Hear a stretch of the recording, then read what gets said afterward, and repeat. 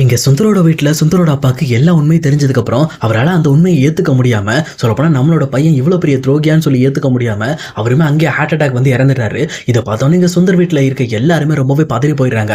அதே நேரம் இந்த பக்கம் வேற வழி இல்லாம அவருக்குமே வந்து இறுதி சடங்கெல்லாம் முடிச்சு இங்க சுந்தருமே பயங்கரமா ஃபீல் பண்ணி அழ ஆரம்பிக்கிறாரு. சொல்லப்போனா தான் பண்ண தப்புனால தானே இப்படி ஆயிட்டாங்க அப்படின்னு சொல்லி பயங்கரமா ஃபீல் பண்ணி அழ ஆரம்பிக்கிறாரு. அதே நேரம் சந்திரசேகர் குடும்பத்துல இருக்கவங்களும் எங்க மாப்பிள்ள ரொம்பவே கஷ்டப்பட்டு இருக்காங்க. நாம இந்த மாதிரி அவங்க அப்பா கிட்ட உண்மையை சொல்ல போய் தான் இந்த மாதிரி ஆயிடுச்சு அப்படின்னு சொல்லி சந்திரசேகரமே இங்க பவானி கிட்ட நம்ம அவசரப்பட்டு உண்மையை சொல்லியிருக்க கூடாது அப்படின்ற மாதிரி சொல்றாங்க. ஆனா பவானி தன்னோட இடத்துல இருந்து எங்க பாருங்கப்பா, நீங்க பேசுற விஷயம் என்ன குற்றம் சொல்ற மாதிரி இருக்கு. அவங்க இறந்ததுக்கு காரணம் நான் தான் நினைக்கிறீங்களா? அவங்க பையனை அவங்க ஒழுங்கா வளர்க்காததான் காரணம். அவங்க சரியா வளர்த்திருந்தாங்க அப்படின்னா இந்த மாதிரி பிரச்சனை வந்திருக்காது இல்ல. என் இடத்துல இருந்து என் பிரச்சனை யோசிச்சு பாருங்க. என்னால அவர் பண்ண தப்பு ஜீர்ணிக்கவே முடியல. ஆனா நீங்களாம் எப்படி இதை சாதாரணமா எடுத்துக்கிறீங்க? மறுபடியுமே சுந்தரை என்னோட லைஃப்குள்ள கொண்டு வரதுக்கு நீங்க எவ்வளவு ட்ரை பண்ணாலும் சரி, அது கண்டிப்பா நடக்காது. அது மட்டும் இல்லாம சுந்தரை பத்தி நான் சுந்தரோட அப்பா கிட்ட சொன்ன விஷயத்தினால தான் அவர் இறந்தாரு நீங்க நினைச்சிட்டு இருந்தீங்கன்னா அது நீங்க நினைக்கிற முட்டாள்தனம். கண்டிப்பா இதுக்கு எனக்கு எந்த சம்பந்தமும் இல்ல. இதுக்கு காரணம் சுந்தர் மட்டும்தான். அவரோட பிஹேவியர்னால தான் இப்ப அவங்க அப்பா இறந்து போனாரு அப்படின்ற மாதிரி இங்க பவானி பக்காவா பேசி முடிக்கிறாங்க. அதே நேரத்துல இன்னொரு பக்கம் இங்க கரெக்டா வெளியில உட்காந்துட்டு இருக்க முத்தையாவால அந்த ஸ்ட்ரீட்ல பயங்கரமான டிராபிக் பிரச்சனை வர ஆரம்பிக்குது. அதனால அங்க பக்கத்து வீட்டுல இருக்கவங்களுமே இங்க டேரக்டா சந்திரசேகர்ட்ட வந்து, இங்க பாருங்க சந்திரசேகர், உங்க வீட்டுல பிரச்சனை நடந்துட்டு இருக்கிறதா நான் ஒத்துக்கிறேன். பட் ஆனா இது வீட்டுக்குள்ள இருந்தாதான் வீட்டு பிரச்சனை தெரு வரைக்கும் வந்துருச்சு. வீட்டுக்கிட்ட இருக்க எல்லாருமே வந்து பயங்கரமா சத்தம் போட ஆரம்பிக்கிறாங்க. நாங்க என்ன பண்றது சொல்லுங்க, தயவு செஞ்சு அவரை எந்திரிச்சு உள்ள வர சொல்லுங்க. உங்க சம்பந்தி இப்படி வெளியில உட்கார்ந்து இருக்கிறதுனால நம்ம ஏரியால இருக்கிற மொத்த பேருமே கவலைப்பட்டு இருக்காங்க. ஏன்னா அந்த ஏரியாவே கெட்டு போயிட்டு இருக்கு. எப்ப பார்த்தாலும் மீடியா ஆளுங்க, போலீஸ், அது இதுன்னு வந்து போயிட்டு ஒரே தொந்தரவா இருக்கு. தயவு செஞ்சு அவர் எப்படியாவது கன்வின்ஸ் பண்ணி உள்ள கூப்பிடுங்க அப்படின்ற மாதிரி இங்க சந்திரசேகர் வீட்டுக்கு பக்கத்துல இருக்க எல்லாருமே இங்க சந்திரசேகரன் ஜெயாவையும் ஓரளவுக்கு திட்டுற மாதிரி திட்டி எல்லா விஷயத்தையும் சொல்லிட்டு போயிடுறாங்க. இதை கேட்கிற ஜெயாக்கு என்ன பண்றதுனே தெரியல. அவங்களும் ரொம்ப டென்ஷனோட, இந்த ஆளை வெளியில விட்டாதான பிரச்சனை, இந்த ஆளை வெளியில விடவே கூடாது. எனக்கு தெரிஞ்ச சிஎமோட பிஏக்கு கால் பண்ணி எப்படியாவது இந்த ஆளை மறுபடியும் அரெஸ்ட் பண்ண வைக்கணும். அப்பதான் இந்த ஆள் சும்மா இருப்பான் அப்படின்ற மாதிரி மறுபடியும் முத்தையாவை அரெஸ்ட் பண்றதுக்காக அவங்களுக்கு தெரிஞ்ச இன்ஃப்ளூயன்ஸை பயன்படுத்தி கால் பண்றாங்க. பட் ஆனா அதுல இருந்து எந்த ஒரு ரெஸ்பான்ஸுமே இல்ல.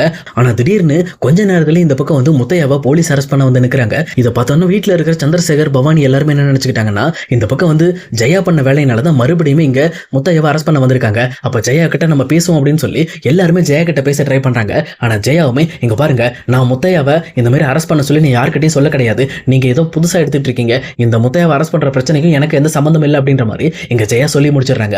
அதே நேரம் இங்க வெளியில போயிட்டு இங்க போலீஸ்காரங்க கிட்ட எதுக்கு நீங்க முத்தையாவை பிடிச்சிட்டு போறீங்க, என்ன பிரச்சனை அப்படின்ற மாதிரி இங்க சந்திரசேகர் கேட்டப்போ கூட போலீஸ்காரங்களும் இல்ல சார் அதெல்லாம் எங்களால சொல்ல முடியாது அப்படின்ற மாதிரி அவங்களும் இங்க முத்தையா கூட்டிட்டு போயிடுறாங்க. ஆனா முத்தையாவை அங்கிருந்து போகும்போது இங்க பாருங்க, என் பொண்ணு வர்ற வரைக்கும் நீங்க எத்தனை டைம் என்ன பிடிச்சிட்டு போனாலும் மறுபடியும் இதே வீட்டு வாசலுக்கு தான் வந்து நிற்பேன். என் பொண்ணு எப்படியாவது எனக்கு முதல்ல கண்டுபிடிச்சு கொடுங்க, என் பொண்ணு கிடைக்கிற வரைக்கும் நான் நகர மாட்டேன் அப்படின்ற மாதிரி இங்க முத்தையாவும் வெறித்தனமா இங்க ஜெயா மேல இருக்க கோபத்துல பேசிக்கிட்டு இருக்காரு. அதே நேரம் இங்க ஸ்டேஷனுக்கு முத்தையாவை கூட்டிட்டு போன போலீஸ்காரங்களும் டைரக்டா முத்தையாவை கூட்டிட்டு போய் இங்க சுந்தர் முன்னாடி நிறுத்துறாங்க. அதே நேரம் சுந்தரமே இங்க முத்தையாவை பார்த்து ரொம்பவே வருத்தப்படுற மாதிரி, நீங்க கவலைப்படாதீங்க, உங்க பொண்ணுக்கு எதுவும் ஆயிருக்காது, உங்க பொண்ணை கண்டுபிடிக்க வேண்டியது என்னோட கடமை. சொல்லப்போனா ஜெயா வீட்டுல இருக்கிற பவானியோட மாப்பிள்ள தான் நான். என்னாலையும் இந்த வீட்டுக்கு பிரச்சனை ஆயிடுச்சுன்னு சொல்லி என் மேலே ஒரு பழியை போட்டு தான் என்னை வீட்டை விட்டு வெளியில அமைச்சிருக்காங்க. அது மட்டும் இல்லாம உங்ககிட்ட ஒரு முக்கியமான விஷயத்த சொல்றேன் கேட்டுக்கங்க. நான் இந்த வீட்டை விட்டு வெளியில போறதுக்கும் பொண்ணு இந்த வீட்டை விட்டு வெளியில போனதுக்கும் முக்கியமான காரணமே அந்த ஜெயா, சந்திரசேகர், சக்தி இவங்க எல்லாரும் தான் என் மேல ஒரு பழியை போட்ட மாதிரி அதே மாதிரி பொண்ணு மேலே ஒரு பழியை போட்டு தான் வெளியில அமைச்சாங்கன்னு சொல்லி அவருமே முத்தையாவோட மனசை மாத்த பாக்குறாரு. அப்ப முத்தையாவுமே ஒருவேளை சுந்தர் நல்லவன் அப்படின்னு சொல்லி நினைச்சுக்கிட்டு, என்னாச்சுப்பா, அப்ப நீ எந்த தப்பும் பண்ணலையா, நீ ஏதோ பொண்ணுங்க சவகாசம் வச்சிருந்த அந்த விஷயத்தை என் பொண்ணு கண்டுபிடிச்சுதான் அதுக்கப்புறம் அவளா வெளியில போயிட்டான்னு சொல்லி சொல்றாங்க அப்படின்ற மாதிரி இங்க முத்தையா கேட்கிறாரு. ஆனா சுந்தரமே, இங்க பாருங்க, அவங்க சொன்னது எல்லாமே போய் அவங்க கிட்ட பணம் இருக்கு அப்படின்றதுனால பாவம் புண்ணியம் பார்க்காம தான் ஃபர்ஸ்ட் என்ன வெளியில அனுப்புனாங்க. எதுக்கு தெரியுமா வெளியில அனுப்புனாங்க? நான் பொண்ணுக்கு சப்போர்ட் பண்ணிட்டு இருந்தேன், பொண்ணு எந்த தப்பும் செய்யல அப்படிங்கிறதுக்காக நான் பொண்ணுக்காக நிறைய இடத்துல போய் நின்னேன். அப்பதான் அவங்க முதல்ல பண்ண பிளானே என்ன வெளியில அனுப்பணும். நான் ஈஸியா வெளியில போயிட்டேன்னா அடுத்தபடியா பொண்ணையும் கார்னர் பண்ணி வெளியில அனுப்பிச்சலன்னு சொல்லி தான் என்ன முதல்ல வெளியில அனுப்பிச்சாங்க. அதுவும் சும்மா அனுப்பல, ஒரு பயங்கரமான ஒரு கெட்ட பழியை போட்டு அனுப்பிச்சிட்டாங்க. அந்த பழியினால இப்ப எங்க அப்பாவே இறந்து போயிட்டாரு. எங்க அப்பா இறந்தும் கூட அவங்களோட மனசு ஆறவே இல்லை, இன்னுமே என்ன ஒதுக்கி தான் வச்சிருக்காங்க அப்படின்ற மாதிரி இங்க சுந்தர் தனக்கு நடந்த எல்லா விஷயத்துக்கும் காரணம் அந்த குடும்பம்னு சொல்லி இந்த பக்கம் முத்தையாவை நம்ப வச்சிட்டு இருக்காரு. சொல்லப்போனா சுந்தர் அவங்க அப்பா இறந்ததுக்கு அப்புறம் இங்க வீட்டுக்கு வந்திருப்பாரு.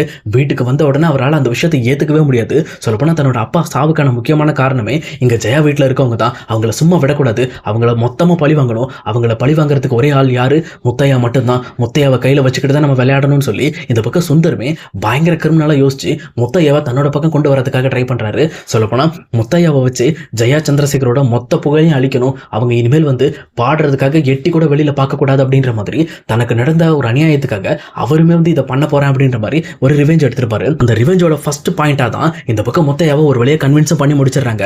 அப்போ முத்தையா கிட்ட சுந்தரமே, இங்க பாருங்க ஐயா, உங்க பொண்ணை தேடுறதுக்கு கிட்டத்தட்ட நான் 35 பேர் கொண்ட எனக்கு தெரிஞ்ச ஆட்களை வச்சு நான் தேடிக்கிட்டு இருக்கேன் அப்படின்ற மாதிரி அவருமே வந்து எல்லா டீட்டெயிலும் சொல்றாங்க. இதை கிட்ட முத்தையாவும் சுந்தர கையெடுத்து கும்பிட்டு, ரொம்ப நன்றிப்பா, நீயாவது என் பொண்ணுக்காக ஒருத்தனையா நின்னி அப்படின்ற மாதிரி முத்தையா இன்னுமே போலியா நடிச்சிட்டு இருக்க சுந்தர நம்பிக்கிட்டு இருக்காங்க. ஆனா முத்தையா கிட்ட சுந்தரமே, இங்க பாருங்க, இதுக்கு மேல நீங்க அங்க வாசல்ல இருக்கக்கூடாது. ஏன்னா ஜெயா அடுத்தபடியா அவங்களுக்கு பெரிய இன்ஃபுளுன்ஸை பயன்படுத்தி மறுபடியுமே உங்களை உள்ள தள்ளிடுவாங்க. நீங்க கண்டிப்பா பொன்னி வரும்போது நீங்க வெளியில இருக்கணும். பொன்னிக்காக நீங்க ஆறுதல் சொல்லணும். அது மட்டும் இல்லாம பொன்னிக்கு ஒருத்தனை நீங்க கடைசி வரைக்கும் இருக்கணும். அதனால நீங்க என் கூட வந்திருக்க, நான் பொன்னியை கண்டுபிடிச்சிட்டு அடுத்தபடியா நான் உங்களையும் பொன்னியும் ஒன்று சேர்க்கிறேன் அப்படின்ற மாதிரி இங்க முத்தையாவோட மனசை மாத்தி சுந்தரமே முத்தையாவை தன்னோட கஸ்டடிக்கு மாத்துறாரு. அது மட்டும் இல்லாம இங்க பொன்னியை கண்டுபிடிக்கிறதுக்கு அவர் அமிச்ச ஆட்கள் எல்லாமே உண்மைதான். ஆனா அவங்க பொன்னியை கண்டுபிடிச்சு கூட்டிட்டு வர்றதுக்காக இல்ல, பொன்னியை கண்டுபிடிச்ச இடத்துல கொல்றதுக்காக தான் இவர் பிளான் பண்ணிருக்காரு. ஏன்னா பொன்னி இறந்துட்டாங்கன்னா பொன்னியை கொன்னது யாரு? ஜெயா குடும்பத்துல இருக்கவங்க. அப்பனா தன்னோட சொந்த மருமகளையே இந்த மாதிரி ஒரு ஏழை பொண்ணு அப்படிங்கிறதுக்காக அவங்க கொடுமைப்படுத்தி கொண்டுட்டாங்க. இவங்கெல்லாம் ரொம்ப மோசமானவங்க அப்படின்னு சொல்லி ஜெயா குடும்பத்தில் இருக்க மொத்த பேரையும் கூண்டுக்குள்ள ஏற்றி அவங்க எல்லாரையுமே கம்பி எண்ணெய் வைக்கிறதுக்காக தான் சுந்தர் இப்படிப்பட்ட ஒரு திட்டத்தை தீட்டிருக்காரு. அது மட்டும் இல்லாம முத்தையாவை தன்னோட பக்கத்துல கொண்டு வந்ததுக்கான காரணமே, சப்போஸ் பொன்னி இறந்ததுக்கு அப்புறம் ஜெயா வீட்டுல இருக்க எல்லாருமே இங்க சுந்தர் மேல பழி சொன்னாலும் முத்தையா கண்டிப்பா சுந்தர பழி சொல்ல மாட்டாங்க. ஏன்னா சுந்தர் வந்து எனக்கு உண்மையா இருந்தார் அப்படின்ற மாதிரி எனக்கு பதிலாக முத்தையாவை சாட்சி சொல்வாரு. அப்பனா எனக்கு எந்த பிரச்சனையும் இல்லை அப்படின்ற மாதிரி தான் முத்தையாவை முதல் ஸ்டெப்பை தான் பக்கம் கொண்டு வராங்க. அதே நேரத்தில் இங்க பொன்னியை தேடுறதுக்காக பொன்னியோட சொந்த ஊரு, அவங்க வேலை பார்த்த இடம், இதுக்கு முன்னாடி அவங்க சாப்பிட்ட ஹோட்டல், அங்க எங்கன்னு சொல்லி சும்மா ஊரா தேட ஆரம்பிக்கிறாங்க.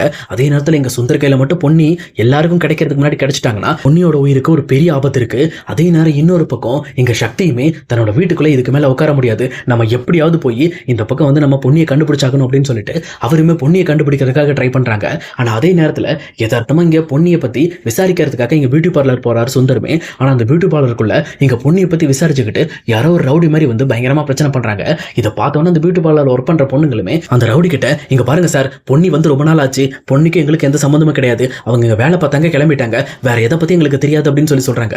ஆனா அந்த ரவுடியுமே இங்க பியூட்டி பார்லருக்குள்ள இருக்கிற ஒரு கண்ணாடியை உடைச்சிட்டு மறுபடியும் வெளியில வராரு. சொல்ல போனா இந்த பக்கம் வந்து பொன்னி எப்படியாவது கண்டுபிடிக்கணும்னு சொல்லி சுந்தர் கொடுக்குற ஃபோர்ஸ்னால தான் இவங்க இப்படி பண்ணிக்கிட்டு இருக்காங்க.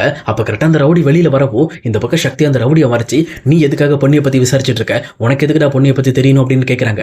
அப்ப அந்த ரவுடி பையிலும், நீ யாரா முதல்ல என்ன விசாரிக்கிறதுக்கு, என்ன கேள்வி கேட்க நீ யாரா அப்படின்ற மாதிரி இங்க சக்தியோட சொல்றதுல கை வைக்கிறாங்க. அப்ப சக்தியும் ரொம்ப கோவப்பட்டுட்டு இந்த பக்கம் அந்த அடியாளோட லெஃப்ட் ரைட்னு சொல்லி சும்மா பயங்கரமா ஹூக் பெஞ்ச் எல்லாம் போட்டு இந்த பக்கம் அந்த அடியால ஒரு வழியா வந்து வீழ்த்திடுறாங்க. அதே நேரத்தில் அவருமே, நீ நடிக்காத, உனக்கு என்ன வேணும், எதுக்காக தேவையில்லாம நடிச்சிட்டு இருக்க அப்படின்ற மாதிரி கேட்கறாங்க. அப்பதான் சக்தியுமே, வாயை திறந்து சொல்லு, நீ ஏன் பொன்னியை தேடிக்கிட்டு இருக்க, நீ யாரோட ஆள் அப்படின்னு சொல்லி கேட்கறாங்க. அப்பதான் இந்த பக்கம் அந்த அடியாளுமே, நான் வந்து சுந்தர்னு ஒருத்தர் தான் என்ன வந்து இது மாதிரி புக் பண்ணிருக்காங்க, நாங்க மட்டும் கிடையாது, இந்த சிட்டி ஃபுல்லா கிட்டத்தட்ட 35 பேர் நாங்க தேடிக்கிட்டு இருக்கோம், பொன்னியை கண்டுபிடிச்ச உடனே அவங்க பொன்னியை கொல்ல சொல்லியிருக்காங்க, அதனாலதான் நாங்க இப்படி பண்ணிக்கிட்டு இருக்கோம், ஆனா என்னை விட்டு இந்த விஷயத்த நான் வேற யார்ட்டையும் சொல்ல மாட்டேன் அப்படின்னு சொல்லிட்டு அந்த அடியாலும் அங்கிருந்து தெரிச்சு ஓடுறாங்க. இது கேள்விப்பட்ட உடனே இந்த பக்கம் வந்து சக்திக்கு ரத்தாலாம் கொதிக்க ஆரம்பிக்குது. அதாவது இந்த பக்கம் பொன்னி வந்து மறுபடியும் சக்தி கூட போய் சேர்ந்துடக்கூடாது, பொன்னியை பிடிச்சி கொள்ளணும் அப்படிங்கிறதுக்காக சுந்தர் இந்த அளவுக்கு கேவலமான வேலை செய்வான்னு சொல்லி நான் நினைக்கவே இல்லை. முதல்ல அவன் இருந்தா தானே, அவனை கொண்டுட்டா எல்லாம் சரியாயிரும் அப்படின்னு சொல்லிட்டு இங்க சக்தியுமே டைரக்டா சுந்தரை தேடி சுந்தரோட வீட்டுக்கே போறாங்க.